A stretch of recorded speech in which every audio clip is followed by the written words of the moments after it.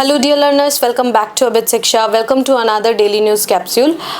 Today's daily news capsule includes first, पहला जो news है वो है first time in 42 months core sector output tanking August. ठीक है, तो कोर सेक्टर आउटपुट जो है आपको पता होगा, हम लोग बहुत बार कवर करते हैं इस चैनल डेली न्यूज़ के सेशन पे कि कोर सेक्टर का जो है रिपोर्ट जो है निकला है, इंडेक्स ऑफ इंडस्ट्रियल प्रोडक्शन जो है वो जो रिपोर्ट है वो निकला है। सो उसका जो है वो रिपोर्ट इंपॉर्टेंट है क्योंकि एग्जाम में पूछा जाता है, इसीलिए हमें जानना होगा और बेसिक्स जो है उसको थोड़ा सा हमें अंडरस्टैंड करना होगा।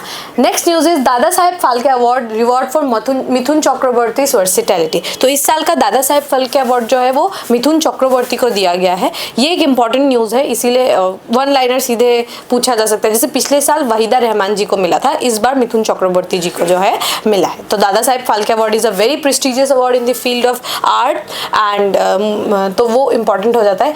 Third is air marshal Amarpreet Singh takes over as the new Indian air force chief. तो इंडियन एयरफोर्स के जो है चीफ जो है वो he has been appointed, AP Singh has been appointed, Chief Air Marshal AP Singh has been appointed as the Chief of Army, the Chief of Air Force। तो उनको जो है अंडरस्टैंड करना होगा। ये सीधा पूछ सकता है कि चीफ ऑफ आर्मी स्टाफ कौन है, चीफ ऑफ एयरफोर्स कौन है, तो ये सब पूछा जा सकता है, तो हम लोगों को ये आना होगा। And fourth is Pavitra wild life sanctuary. Pavitra wild life sanctuary के ऊपर जो है एक बहुत ब्रिलियंट सा एक पिक्चर आया है, वो भी हम लोग देखेंगे और पवित्रा क्यों इंपॉर्टेंट है वो भी हम लोग जानेंगे। ठीक है, सो ये चारों इंपॉर्टेंट न्यूज़ है आज के। So we will begin, but before beginning आपको पता होगा कि हमारा जो है इस बार जो है RRB NTPC का जो है एक बहुत ब्रिलियंट सा एक भर्ती जो है आपको देखने को मिलेगा, जो ऑलमोस्ट 11,000 प्लस पोस्ट जो है वहां पर दिया गया है। सो हमारे अभित शिक्षा की तरफ से एक बहुत इम्पॉर्टेंट, आप कह सकते हैं एक बहुत इंपॉर्टेंट एक इनिशिएटिव है, जहाँ पर हम यूट्यूब पे कुछ लाइव शेड्यूल जो है क्लासेस जो है वो हम लेकर आएंगे अप टिल 30 अक्टूबर। 30 अक्टूबर तक जो है हम लोग यूट्यूब पे जो है लाइव क्लासेस करेंगे और सिर्फ बेसिक्स नहीं, मतलब आपके जितने बेसिक्स के जितने भी सब्जेक्ट हैं उनको हम लोग कवर करेंगे। जैसे कि मैथमेटिक्स से शुरू होगा, फिर आपके रीजनिंग भी करेंगे, हम GS के क्लासेस भी करेंगे, हम स्टैटिक GK जो होता है वो भी करेंगे, from polity to geography to economics to history, सब कुछ जो है हम कवर करेंगे एवरीडे। 3 आपके अक्टूबर से जो है वो शुरू होगा क्लासेस टिल 30 अक्टूबर। ठीक है, सो ये एक इंपॉर्टेंट चांस रहेगा टू अंडरस्टैंड द एग्जाम, और क्योंकि इतना बड़ा वैकेंसी आया है तो हमारे लिए इंपॉर्टेंट होता है कि हम वो चांस को ग्रैब करें।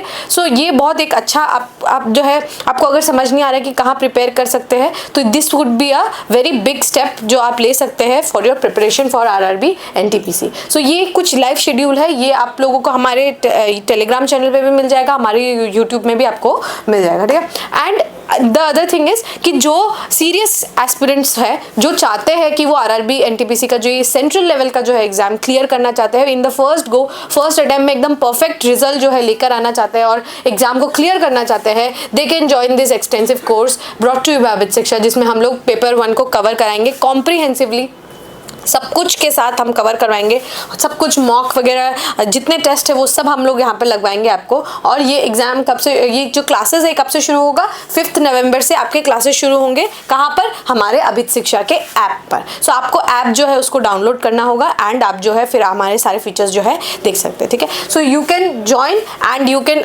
clear the examination in the first go and you can achieve the dream job that you want. So this is the big initiative that we have brought to you. So आपको जो है further information के लिए you can join the telegram channel and you can contact us on the number। ठीक है, हमारे number पे जो है आप contact हमें कर सकते हैं। ऑलराइट, तो पहला न्यूज़ जो है उससे शुरू करते हैं। फर्स्ट न्यूज़ है कोर सेक्टर जो है आउटपुट, ये जो है अभी हमारे 42 महीने में फर्स्ट टाइम जो है थोड़ा हमारा जो है जो कोर सेक्टर का आउटपुट है वो हमें उसमें हमें थोड़ी सी कमी देखने को मिली है। ठीक है, सो कोर सेक्टर जो है ये क्या हुआ कि 3-3.5 साल के बाद पहली बार जो है हमें देखने को मिल रहा है कि हमारे जो कोर सेक्टर का आउटपुट है उसमें थोड़ा सा कमी हमें देखने को मिल रहा है। बाकी पहले जो था कुछ महीनों पहले तक हमारा जो कोर सेक्टर का जो आउटपुट है वो बहुत ज़्यादा था। कोर सेक्टर क्या होता है? मैन्युफैक्चरिंग। There are 3 services. ठीक है, primary, manufacturing and services sector. ठीक है, तो ये जो मैन्युफैक्चरिंग सेक्टर होता है ना, ये जो मैन्युफैक्चरिंग होता है ये किसी भी कंट्री का एक बैकबोन के तरीके से काम करता है। ठीक है, कि मतलब आप जो है हमारे लिए वैसे हम तो प्राइमरी सोसाइटी है, प्राइमरी जो है है हमारा बेसिकली जो है 50% से ज़्यादा जनता जो है they are engaged in agriculture, but manufacturing जो है एक बैकबोन की तरह काम आता है, एक बैकबोन जो है वो प्रोवाइड कराता है manufacturing services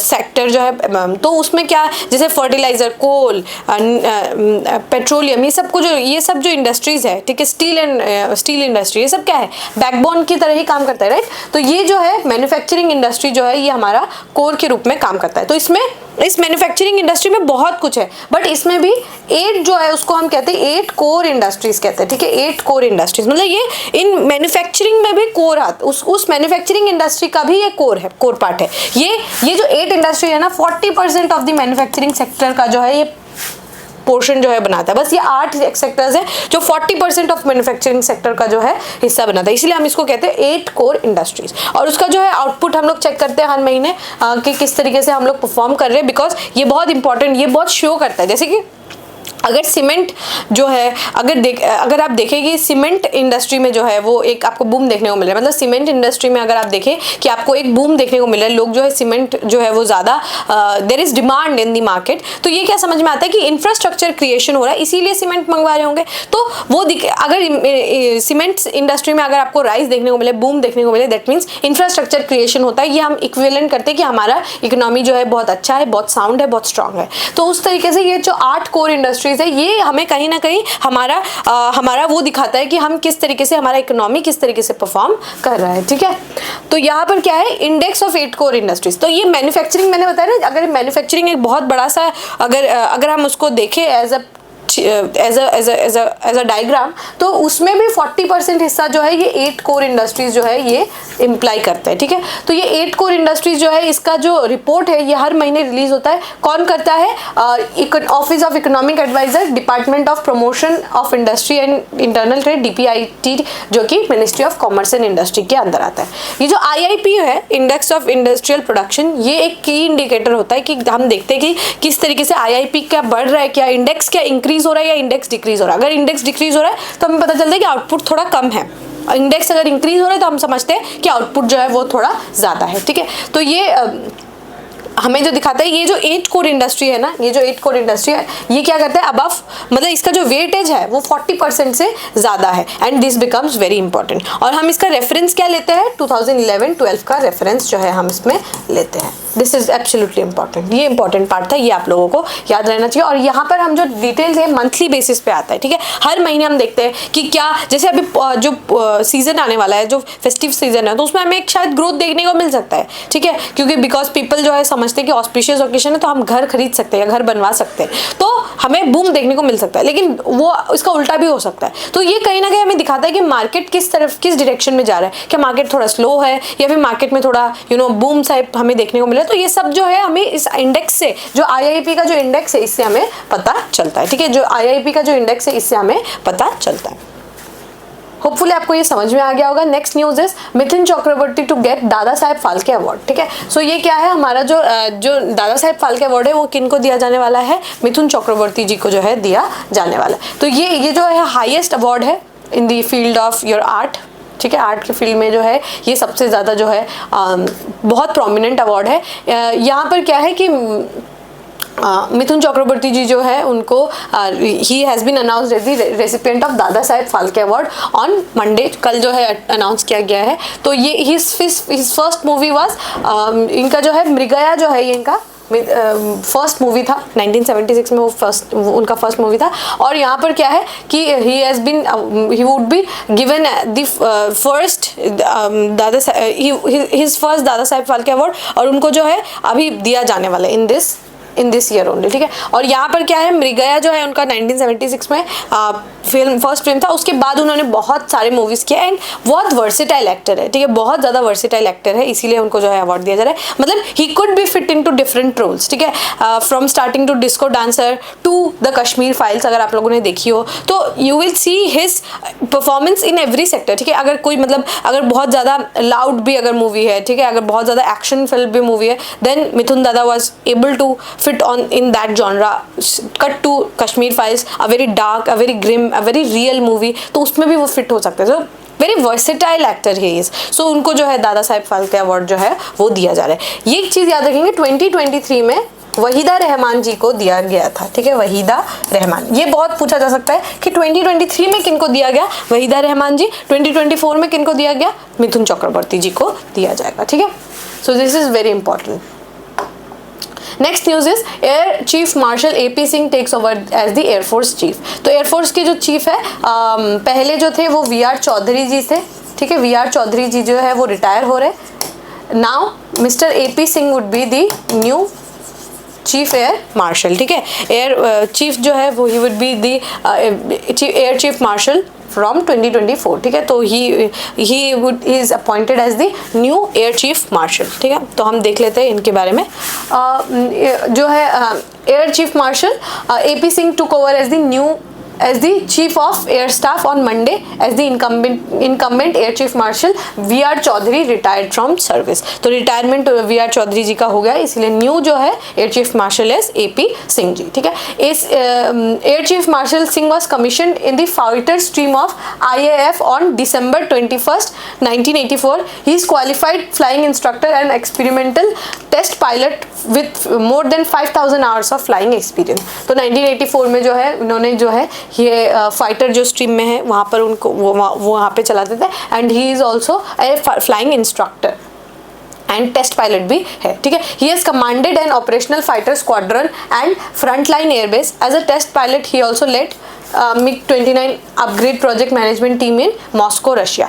He was also the project director at the National Flight Test Center after flight testing the light air combat vehicle तेजस, ठीक है। तो ये याद रखिएगा, यहाँ पर जो लाइट कॉम्बैट है, ठीक है, लाइट कॉम्बैट एयर व्हीकल जो है उसको हम क्या कहते हैं, तेजस कहते हैं, ठीक है। तेजस जो है ये तेजस को भी फ्लाई किए हैं एंड MiG-29 को भी इन्होंने फ्लाई किया है, ठीक है। He served as the air officer commanding in chief at central air command before taking over the vice chief of air staff in 2023। The Air Chief Marshal is a recipient of परम विशिष्ट सेवा medal and अति विशिष्ट सेवा medal जो है उनको दिया गया है, ठीक है। सो these are his achievement। But आपको यहाँ पे क्या याद रखना है, he is कौन है new air chief martial, he is mister AP Singh, ये याद रखना है। 2023 के कौन थे, VR चौधरी जी थे। थर्ड क्या याद रखना है कि लाइट कॉम्बैट एयर जो व्हीकल है, एयरक्राफ्ट जो है तेजस है, ठीक है। लाइट कॉम्बैट एयर जो है वो तेजस है आपका, ये याद रखना है आपको, हाँ।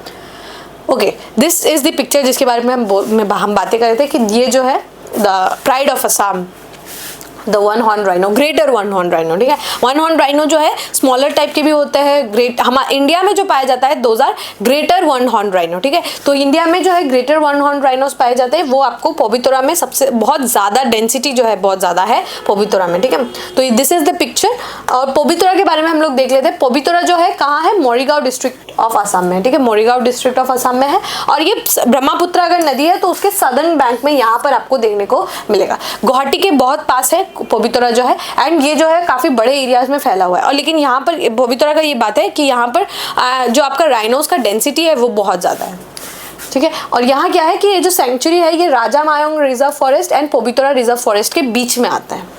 एंड यहाँ पर बहुत ज़्यादा जो है हाईएस्ट डेंसिटी है किसका, ग्रेटर वन हॉर्न राइनोस का। पूरे मतलब पूरे कंट्री में सबसे ज़्यादा जो है हाईएस्ट डेंसिटी है पोबितोरा में आपका ग्रेटर वन हॉर्न राइनोसोरस। इसीलिए इसको मिनी काजीरंगा भी कहा जाता है, ठीक है। मिनी काजीरंगा भी कहा जाता है, मिनी काजीरंगा जो है पोबितोरा को कहा जाता है।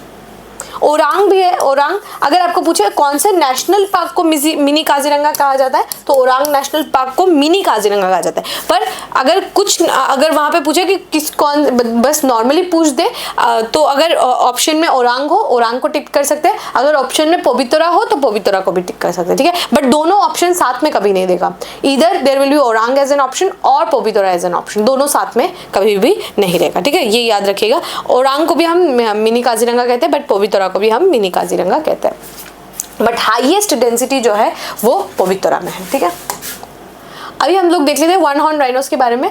ये क्या है कि एक सिंगल ब्लैक हॉर्न है हमारे इंडिया में, मैंने आपको जैसे बताया हमारे इंडिया में आपको ग्रेटर वन हॉर्न राइनोसोरस जो है वो देखने को मिलेगा, ठीक है। और ये क्या है, ये जो है लार्जेस्ट है। जितने भी दुनिया में ना बहुत टाइप के राइनोस पाए जाते हैं, ब्लैक राइनो, जावन राइनो, ठीक है, of a smaller one horn rhino, double horn rhinos, greater one horn rhinos. तो ये जो राइनोसोरस जो इंडिया में पाए जाते हैं ना, these are the greater one horn rhinoceros, ये सबसे बड़े हैं, ठीक है। इंडो जावा के भी जो आपके जावा जावा में जो पाया जाता है जो राइनोसोरस, या फिर अफ्रीका में भी जो राइनोसोरस पाया जाता है ना, उन सबसे ये बड़ा है साइज में सबसे बड़े वन हॉर्न राइनोसोरस है ये, ठीक है। एंड ये क्या है, ये ज़्यादातर जो है ग्रासेस खाते, लीव्स खाते, branches, tree, fruits, aquatic animals, plants जो है उनको खाते हैं। और ये क्या है, यहाँ पर बहुत सारे जो है आपको देखने को मिलेगा इन आसाम में Pobitora wildlife reserve, Rajiv Gandhi Orang, मैंने बताया आप लोगों को, Orang national park, Manas national park and Kaziranga national park, यहाँ पर आपको बहुत सारे आपको जो आपके वन हॉर्न राइनोसोरस है वो आपको देखने को मिलेगा।